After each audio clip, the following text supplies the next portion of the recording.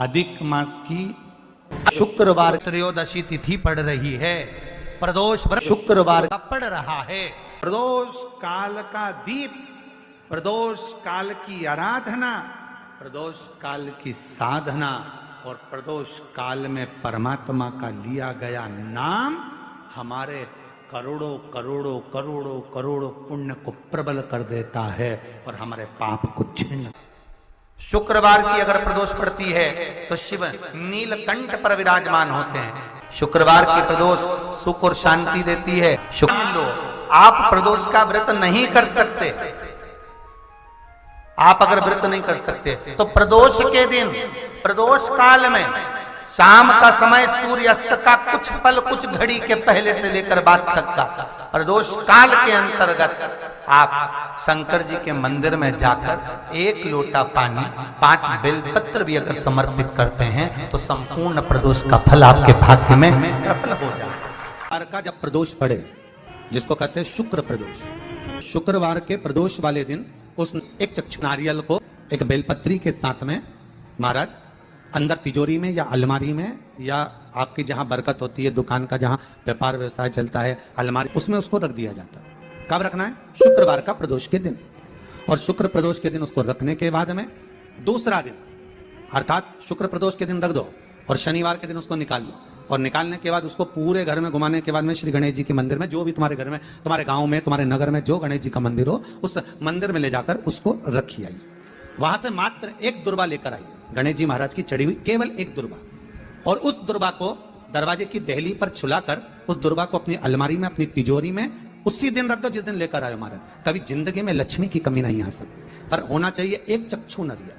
नारियल में 1 नारियल ऐसा होता है जिसका 1 नेत्र होता है, उसमें 3 नेत्र नहीं होते, एक चक्षु। तो प्रदोष पड़ती है, उस प्रदोष पर प्रदोष काल में अगर 1 आधी चम्मच भी गौ माता का दूध मिल जाए, एक छोटी सी कटोरी में सीधे हाथ में दूध और उल्टे हाथ में दूध, जल का पात्र या उसी पात्र के ऊपर दूध का पात्र रखकर हाथ में लेकर जो शंकर के शिवालय में देहली पर खड़ा होकर शंकर से अपनी कामना कर कर शंकर के मंदिर में जाकर दूध अशोक सुंदरी वाली जगह पर चढ़ाकर जल शंकर के शिवलिंग पर जो समर्पित कर देता है, देवाधिदेव महादेव उसकी कामना पूर्ण कर देते हैं। एक दिन शाम का समय, प्रदोष का दिन, प्रदोष का दिन, प्रदोष काल, शाम का समय, भगवान देवाधिदेव महादेव माँ जगतजननी पार्वती जी के साथ में भ्रमण पर निकले। देखिए,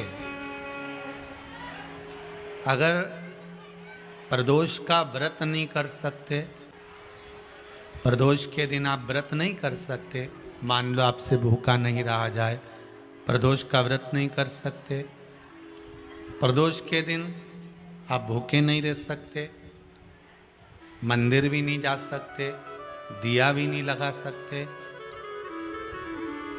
तो शिव महापुराण की कथा कहती है कि प्रदोष के दिन, प्रदोष काल में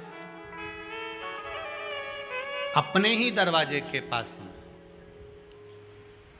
देवाधिदेव महादेव का स्मरण कर कर लक्ष्मी की वृद्धि के लिए, कार्य सिद्धि के लिए, संपदा को प्राप्त करने के लिए आप अपने ही दरवाजे के पास में 1 दीप लगा सकते हो। कौन से दिन? प्रदोष के। एक बात और अच्छे से समझ लीजिए, जो बच्चे चिड़चिड़े होते हैं, चाहे घर में बेटे हों, बहुएं हों, सास हो, ससुर हो, परिवार में छोटे छोटे बच्चे हों, चिड़चिड़ प्रवृत्ति करते हों या चिड़चिड़ा स्वभाव हो, जरा जरा सी बात में क्रोध आ जाता हो, बोलने का भान नहीं रह पाता हो, शब्दों के बाण चलते हों, तो महाराज प्रदोष के दिन, प्रदोष काल में बेलपत्री के पेड़ के नीचे एक जो पत्ता आपके पास में हो, पान का मिल जाए तो पान का, पीपल का मिल जाए तो पीपल का, बेलपत्र का मिल जाए तो बेलपत्र का, उस पत्ते पर मात्र थोड़ा सा शहद और 7 दाने चावल के रखकर घी का दिया लगा दो महाराज, और थोड़ा सा जल हाथ की अंजलि में लेकर भगवान देवाधिदेव महादेव का स्मरण कर कर कि इस बेलपत्री के वृक्ष के नीचे माता लक्ष्मी, पार्वती, सरस्वती विराजमान है। इसी बेलपत्री के पेड़ के नीचे मेरे देवाधिदेव महादेव का 12 ज्योतिर्लिंग का स्वरूप प्रकट है। उनका स्मरण कर कर जल चढ़ा दीजिए और उसका स्मरण कर लो जो चिड़चिड़ प्रवृत्ति करता हो, क्रोध करता हो, जिसको बोलने का भान नहीं होता हो, सम्मान नहीं देता हो, अपशब्द कहते हो, उनका स्मरण कर कर आप छोड़ेंगे। एकदम एक प्रदोष करेंगे, दूसरे प्रदोष तक तो आपको कोई दिक्कत ही नहीं है। 2-3 प्रदोष कर कर देखिए, बाबा कृपा करें। बच्चों को पढ़ने का कह रहे हो, पढ़ने बैठो, पढ़ने बैठो, पढ़ने बैठो, पढ़ने बैठो, तो एक आध प्रयास बच्चों के लिए भी कर लिया करो कि भाई ठीक है, बच्चे लोग विद्या में प्रबल होंगे।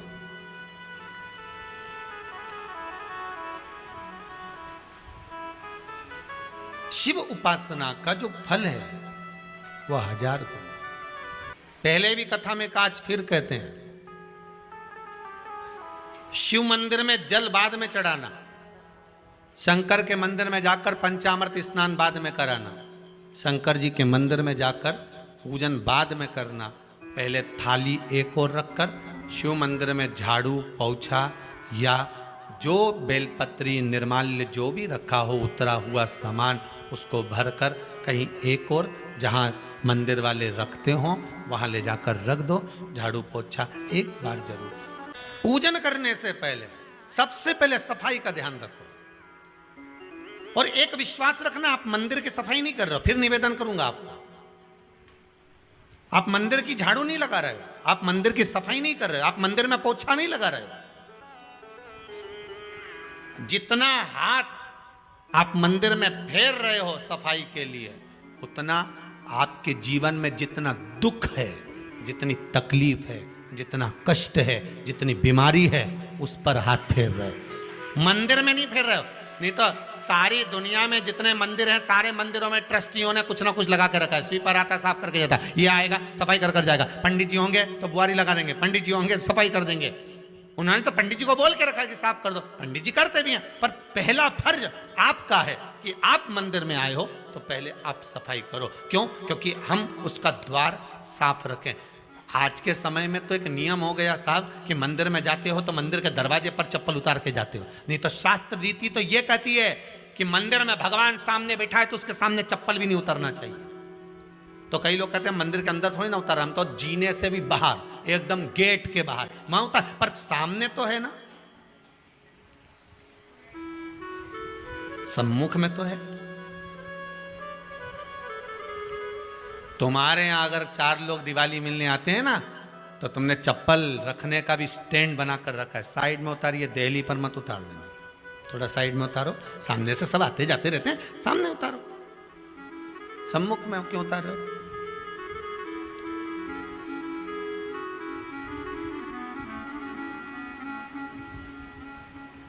थोड़ा द्वार पे से दूर उतारिए।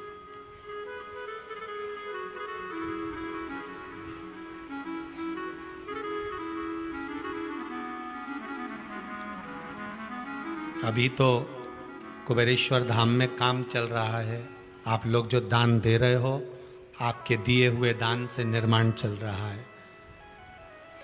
अभी तो आप पहनकर जूता चप्पल भी अंदर आ जाते हो, भले दूसरे मंदिरों में चप्पल पहनकर हमने देखा है, आधिकाधिक मंदिरों में, ब्रजभूमि पर भी बहुत मंदिरों में लोग अंदर जूता पहनकर चले जाते हैं, पर जब तक बाबा नहीं बैठा तब तक तो आप पहनकर आ रहे हो। जिस दिन बाबा कुबेरेश्वर धाम में आकर बैठ गया उसके बाद वो दोनों गेट पर चप्पल बाहर ही रहेगी।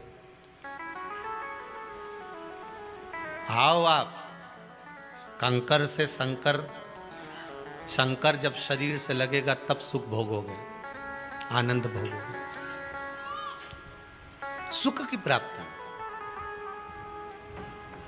अपने द्वार पर भी कितना सुंदर लिखा है भविष्य पुराण के अंतर्गत, और विष्णु पुराण में भृगु बाबा का चरण का चिन्ह भगवान विष्णु की छाती पर रहा। भगवान विष्णु की छाती पर भृगु बाबा के चरण का चिन्ह रहा।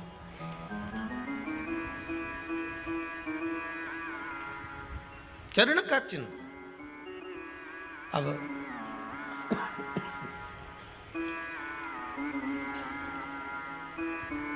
भविष्य पुराण में लिखा है कि अगर हम मंदिर के द्वार पर घर के चौखट के एकदम सामने चप्पल उतार देते हैं, 7 बार दिन भर में से, कितनी बार? 7 बार विष्णु पुराण कहती है ऐसा कोई दिन नहीं होता जिस दिन दरवाजे पर 7 बार लक्ष्मी आकर खड़ी नहीं होती हो। कल एक कथा कही थी आपको कि प्रत्येक मनुष्य के भाग्य में सुख लिखा है, केवल मंथन करना।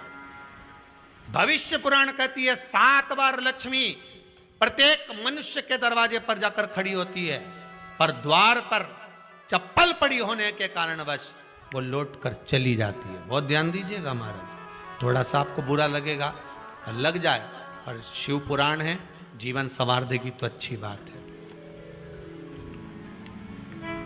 जीवन संवार दे तो अच्छी बात है। मंदिर के द्वार पर हम जब चप्पल छोड़ते हैं,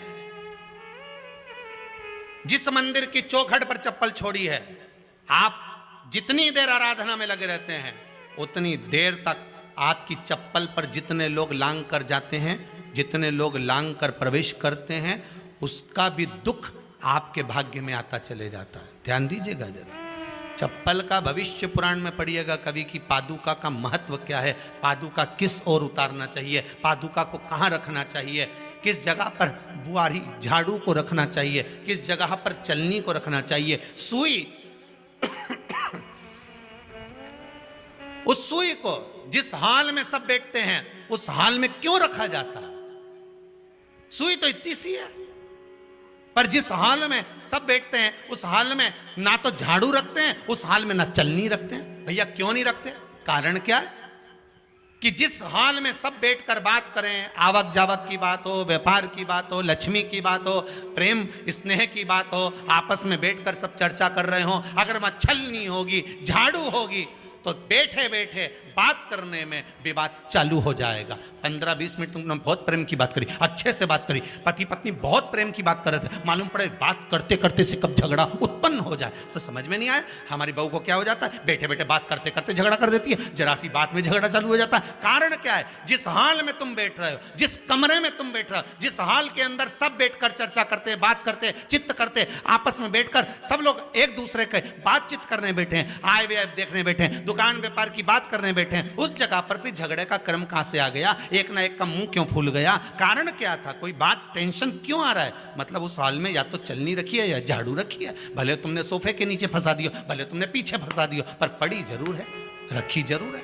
कहीं ना कहीं पड़ी होगी। क्यों कहते हैं कि जिस हाल में आप बैठ रहे हो, जहां पर आप संपदा की बात कर रहे हो, दौलत की बात कर रहे हो, व्यापार की बात कर रहे हो, व्यवसाय की बात कर रहे हो, उस हाल में अगर कहीं कैलेंडर टंगा हो, कोई सामान ऐसा रखा हो, कोई पर्दा ऐसा लगा हो, कोई चीज ऐसी लगी हो, तो उसमें एक सुई उसमें रख दीजिए। क्यों कहते हैं? हमारे यहाँ दूल्हा भी जाता है ना, तो उसका जो साफा बनता है या जूता उसको पहनाते हैं, उस तक में पिन टच करके भेज देते हैं। बोलो सही है कि गलत है? दूल्हा तोरण लगाने जा रहा है, दूल्हा तोरण देने जा रहा है, तो उसके जूते में भी पिन घुसेड़ कर भेजते हैं, पिन लगाकर भेजते हैं, उसके साफे में पिन लगाकर भेजते हैं। एक भले सुई नहीं लगाएंगे तो आल पिन लगाकर भेज देंगे। क्यों भेजते हैं? उसका कारण क्या? कि लक्ष्मी को लेने जा रहा है, संपदा लेने जा रहा है, और जिसको वो ब्याह करने जा रहा है उसका संबंध सुई और धागे के संबंध जैसा हमेशा सिला हुआ होना चाहिए, उधेड़ा ना जाए, कैंची जैसा कटा हुआ नहीं होना चाहिए। एक एक प्रमाण को जरा देखो तो। पर दुनिया के लोग कहते हैं साहब हमारे यहाँ तो सुख नहीं है, शांति नहीं। शांति तुमने भंग करी, कोई दूसरा भंग करा।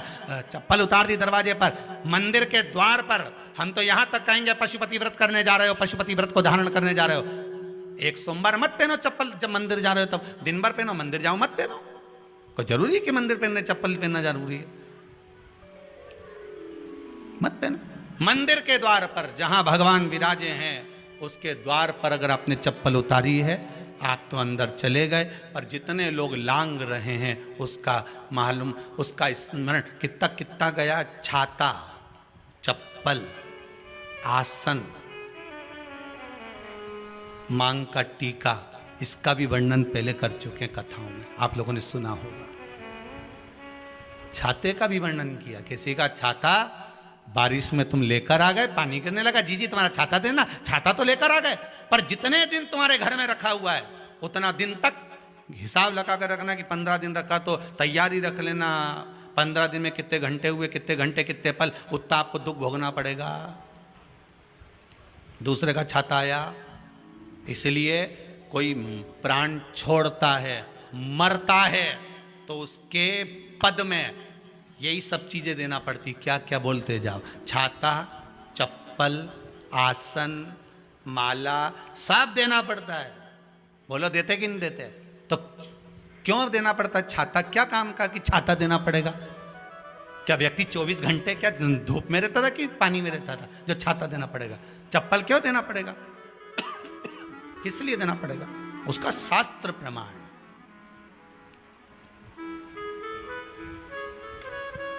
जरा सा राजा परीक्षित ने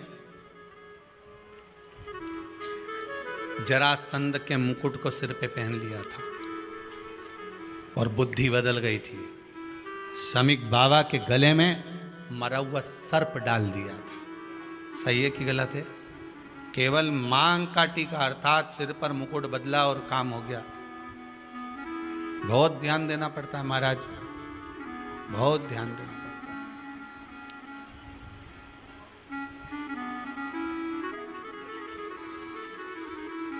तुम्हारी चप्पल कोई ले गया, तुम रो रही, किसी ने पूछा क्या हो गया?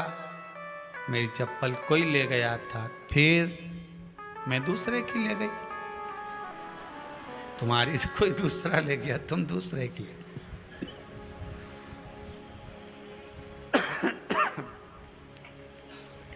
नहीं भाई,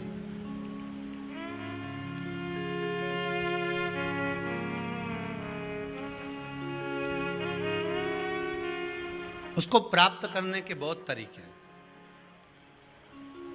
एक सत्य बात कहें, 7 बार लक्ष्मी प्रतिदिन मनुष्य का द्वार झांकने के लिए आती है। ऐसा कोई दिन नहीं जाता जिस दिन तुम्हारा भाग्य भगवान पलटने के लिए नहीं बैठा हो।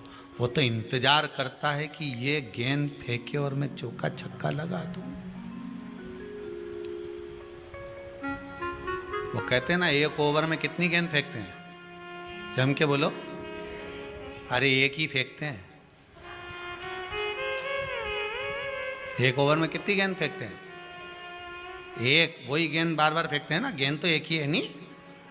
वो तो बार बार गिनाया तो 6 बार गिना, तो फेंकी तो एक ही है कि बदल बदल के फेंक दी, पीली नीली हरी गुलाबी?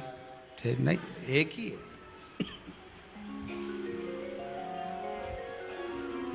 बदल बदल कर आया, गेंद एक ही थी, फिर फेंका कि ये तो वाइट निकल, फिर फेंकी, गेंद वही है, गिनती में 6 जा रही है। 1 साल निकल गया, 1 दिन निकल गया, फिर गेंद फेंकी, अरे साहब एक भी रन नहीं बना, फिर फेंकी, अभी भी नहीं बना, फिर फेंकी तो के बाउंड्री तक तो पहुंच गई है। अब की बार जो फेंकी तो के ऊपर से निकल गई, सीधे 6 पे पहुंच गई। भगवान भी ये कहता है, एक ही गेंद है, 6 बार फेंकी है। शास्त्र कहता है 7 बार दरवाजे पर लक्ष्मी आती है, मौका देखती है कि कब मौका मिले मैं इसके घर में प्रवेश कर जाऊं। पर कभी कभी ये निंदा करती दिखती है, कभी बहू की चुगली करती दिखती है, कभी टीवी में मन लगाए दिखती है, कभी सुई धागा लेके बैठी मिलती है, कभी झाड़ू लगाती फिरती है, कभी दरवाजे पे चप्पल खुली मिल जाती है, कभी कुछ मिल जाता है। मैं बार बार आती हूँ, अब नहीं माने तो मैं कई करूँ, मेरे को तो जाना पड़ेगा। मेरे को तो जो नियम है, सर्विस करने वाला, नौकरी करने वाला तो टाइम पे आएगा। तुम भले कंप्यूटर चलवाओ, चाहे मोबाइल उड़वाओ, चाहे तुम लिखा पढ़ी करवाओ, बोलो सही है गलत है, उसको तो करना है। बोलो साहब क्या करना पड़ेगा? लग जाओ कंप्यूटर पे, लग जाओ, उठाओ मोबाइल, ये तो उसको तो करना है। वो तो टाइम पे पहुंच गया 9 बजे। लक्ष्मी जी भी टाइम पे आती है, आई दरवाजे पे क्या देखा उसने कि ऐसा ऐसा है। कई कई की तो आदत पड़ी, रोटी घर में बना हुआ सारा दाल चावल सब्जी वब्जी जो बच गई उठा के मैं दरवाजे के पास में रख के आ गई। लक्ष्मी जी सोचे बताओ ऐसा तो पहले से रख, अंदर चली गई और ऐसा खिला दिया तो मैं तो नहीं जाऊं। लक्ष्मी जी वापिस चलती। कई लोगों की आदत, आटा छना हुआ ऊपर की जो चापड़ चापड़ थी उनने कहा गाय खा के चली जाएगी, ओटला पे पटक के आ गए। लक्ष्मी जी इतने में आई कि चापड़ तो यहाँ पटक के चली गई, मैं काय को जाऊं, छलनी में से जा उधर नहीं जाऊं। कितना कितना कहा है महाराज, केवल एक दिन का इंतजार रहता है, दिवाली आए लक्ष्मी जी महाराज घर आएगी ने, लीप लिया ने, पोत लिया ने, मांडना भी मांड लिया, लक्ष्मी जी का पाँव भी मांड लिया ना, कमल का फूल भी मंगवा लिया, गेंदा की माला भी बुलवा ली, सारी गेंदा वेंदा की माला दरवाजे पे भी लगा दी, चौक मोक पूर के बेटी इंतजार में लक्ष्मी जी आएगी लक्ष्मी जी आएगी। लक्ष्मी जी बोली मैं तो रोज आऊँ री जी, मैं तो रोज आऊँ, पर कई करूँ थारी बुद्धि काम नहीं करे, मैं कई करूँ, मैं तो रोज आऊँ। फिर के लक्ष्मी मैया अब की बार आ गई तो जाजे मती रही, बड़ी तकलीफ में हूँ। लक्ष्मी जी बोली नहीं जाना तो पड़ेगा, दिवाली का दिन है, हमारे 10 के घर जाना पड़ता है, बड़ी मुश्किल से तो गुजिया पपड़िया मिलता है, नहीं जाऊंगी तो अच्छा नहीं लगेगा, तो जाना तो पड़ेगा, पर रोज आऊंगी, प्रतिदिन आऊंगी। तू अगर मुझे रोक सकती और अपने घर में बुला सकती है तो बुला ले, और आऊंगी मैं प्रतिदिन और जाऊंगी भी मैं प्रतिदिन। लक्ष्मी आती भी खूब है और जाती भी खूब है, एक जगह टिकती कभी नहीं है, बस उसको बुलाने का तरीका होना चाहिए। रोज भगवान चाहता है कि तेरा दिन फिर जाए। कथाओं में भी आप लोग बोलती हो, आंवला नवमी वगैरह की बोलना, जैसे ही का दिन फिर या, ऐसी बोलती हो ना, कथा कहानी सुनती हो जब, कैसे बोलते हो कहानी सुनने के समय पे, जैसे ही का दिन फिर यानी वैसा हमारा दिन फेर जे माता, ऐसा कर जे माता। तो माता जी बोले मैं तो रोज का दिन फेरूं तेरा, तो काहे के चिंता करे री कमला, काहे चिंता करे, मैं तो रोज का फेरू, तू सुधरे तो मैं तो बिल्कुल तैयारी में। ब्राह्मण बेलपत्री को भर रहा था,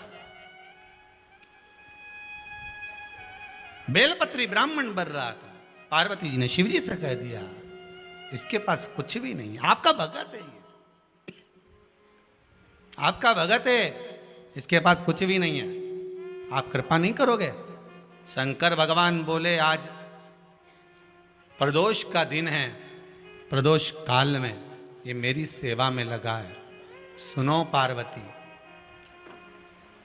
जितनी बेलपत्र इसने उठाकर रखी है वो बेलपत्र स्वर्ण मुद्रा के बराबर हो जाएगी, तो चिंता मत कर। शिव पार्वती को कहकर चल दिए। शंकर पार्वती बात कर रहे थे, इतने में एक सेठ ने सुन लिया कि जितनी बेलपत्र भर के ले जा रहा है उतनी स्वर्ण मुद्रा हो जाएगी। बनिया ने सुन ली, सेठ ने सुन ली, तो जैसे ही शंकर पार्वती गए, सेठ जी उस ब्राह्मण के घर चले गए, 100 सोने की मुद्रा देकर कहा जितनी बेलपत्र है चढ़ी हुई मुझे दे दे, जो चढ़ी हुई बेलपत्र है वो मुझे दे दे। महाराज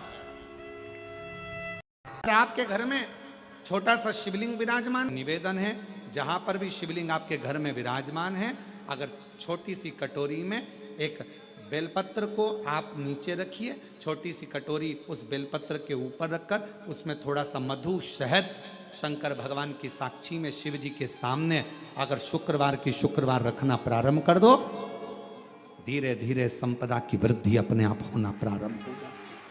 नियम है, आज भी नीति नियम, जिसके घर में संपदा की कमी होती है, जिसके घर में कर्जा बढ़ जाता है, लक्ष्मी नहीं आती, बहुत टेंशन की जिंदगी जीता है मनुष्य, व्यापार चल नहीं रहा, बहुत तकलीफ का जीवन चल रहा होता है, तो आज भी नियम है महाराज, आज भी नियम।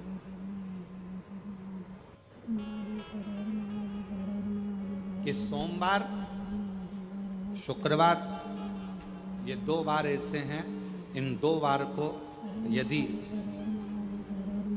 कटोरी में थोड़ा सा शहद रखकर, मधु रखकर यदि लक्ष्मी जी का स्मरण किया जाए और माता लक्ष्मी जी का स्मरण कर कर एक लाल पुष्प उस कटोरी के सम्मुख में माता लक्ष्मी का नाम लेकर रखा जाए और बाद में वही शहद, वही मधु और वही पुष्प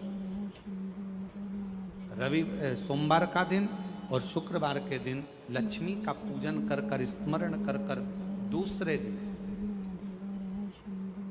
शुक्रवार के दिन पूजन करें, शनिवार के दिन उस मधु का उस पुष्प का विसर्जन करें, सोमवार के दिन पूजन करें लक्ष्मी जी का स्मरण कर कर और मंगलवार के दिन अगर विसर्जन करें 5 या 7 सोमवार या